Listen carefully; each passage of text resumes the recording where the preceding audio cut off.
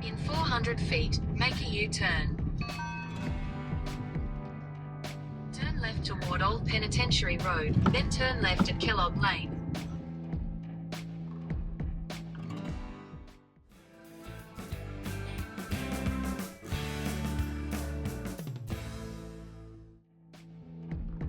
Hey everyone, today I'm visiting the Old Idaho State Penitentiary. You can learn more about this site as well as several others at history.idaho.gov, which is the home for the Idaho State Historical Society. This penitentiary was in operation from 1872 to 1973. There were several escape attempts over the years, with at least 90 of them being successful, and most inmates were recaptured. 10 executions occurred here, and even though this video is by no means graphic, I will be filming in a few prison cells as well as at the gallows, so if you'd rather not see anything like that, please hop to one of my other videos now. And finally, not sure if you believe in ghosts, but the place has had haunted tours in the past. Again, check the website for information and special events. Okay, let's go inside. As mentioned, I explored on my own, however there are guided tours available, so call or ask when you get here. This map, and the fact that there are informative signs and plaques around the grounds, ensure you'll get quite a bit of information if you choose to do this on your own. I'll show you a quick look of what's left of the dining hall and chapel, and then make my way to the cell houses. We'll then finish this video by visiting the cooler, and then Siberia.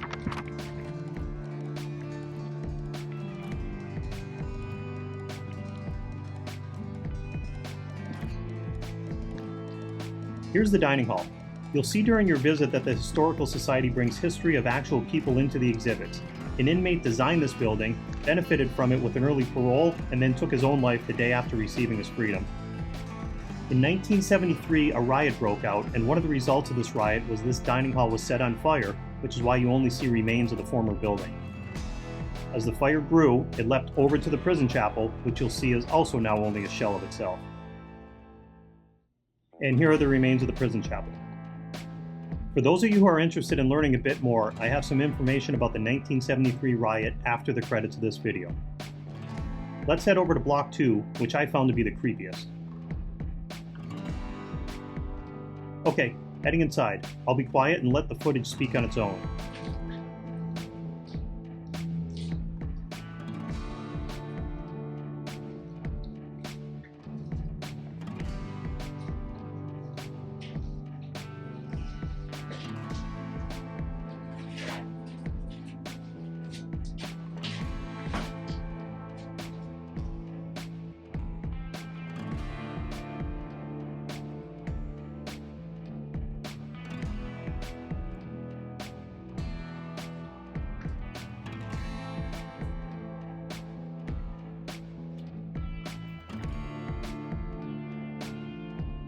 We're now in Block 4, which I guess is a slightly cheerier building. You would get your hair cut here.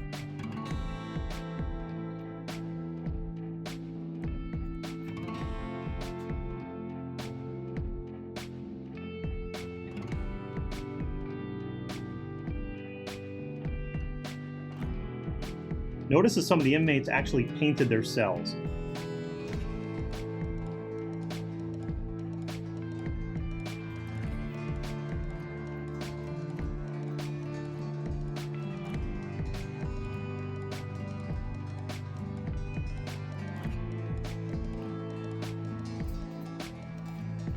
To keep an eye on inmates from multiple areas, a hallway was constructed between cells where guards could walk through and monitor what was happening.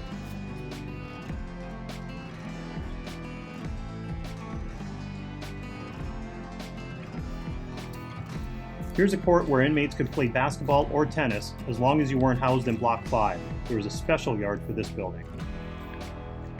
And let's head into that building, which houses death row and the gallows. This is where the worst offenders stayed. I'll be quiet again in hopes you can capture the feel of what a maximum security prison would have been like in years past.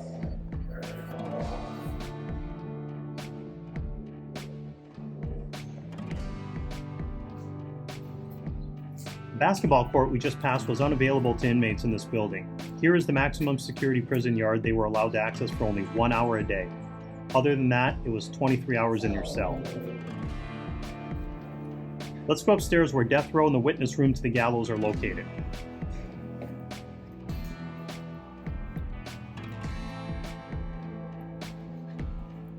Here are the inmate cells on death row. They still have personal items on display.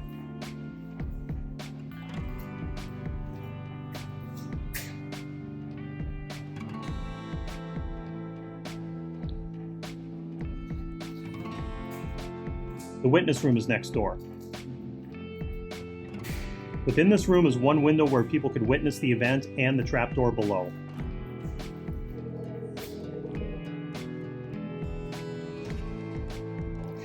The staircase down to the drop room is also located here. Out of the 10 executions, only one occurred at the gallows in Cell House 5. The other 9 occurred at various places throughout the prison yard.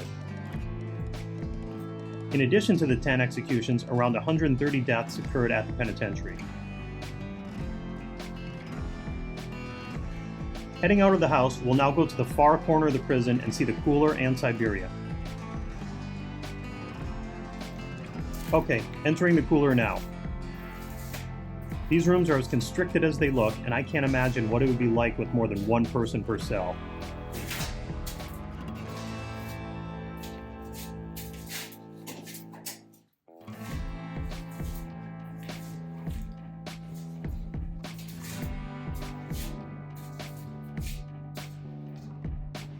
The only window is a small opening in the ceiling.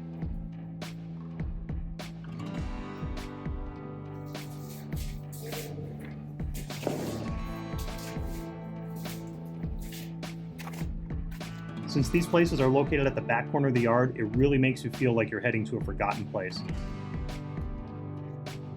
Siberia seemed equally as bad.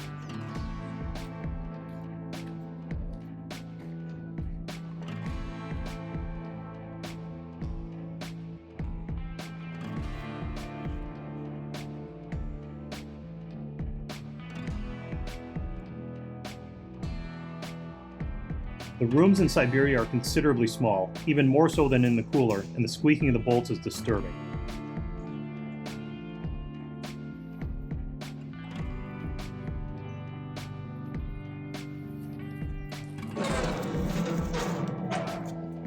Inmates who ended up here had no idea how long their stay would be. Was it a week or two, or was it a full year?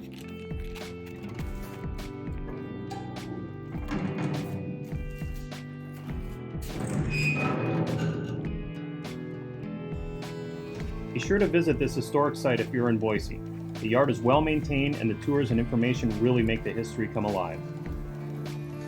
Thanks for watching, and please subscribe as I add travel videos regularly.